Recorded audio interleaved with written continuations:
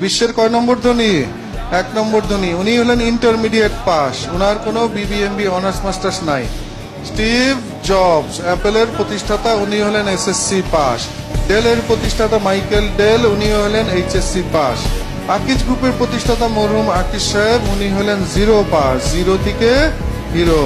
পার্টেস কোম্পানির প্রতিষ্ঠাতা হাসিম সাহেব, এটা একটা বিশাল কোম্পানি, উনি আবার নর্থ সাউথ ইউনিভার্সিটি ট্রাস্টি বোর্ডের চেয়ারম্যান ছিলেন, উনি হলেন ক্লাস 4 পাস।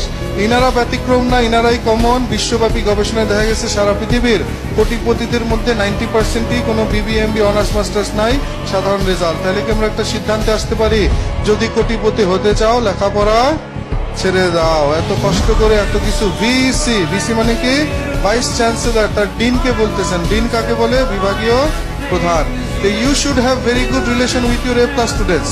মানে একটা ভার্সিটির ভিসি স্যার ডিন স্যারকে পরামর্শ দিচ্ছেন যে আপনার ডিপার্টমেন্টে যারা A+, এদের সাথে সম্পর্ক রাখবেন। কেন? এরাই তো কেউ কেউ পরবর্তীতে টিচার হইতে পারে।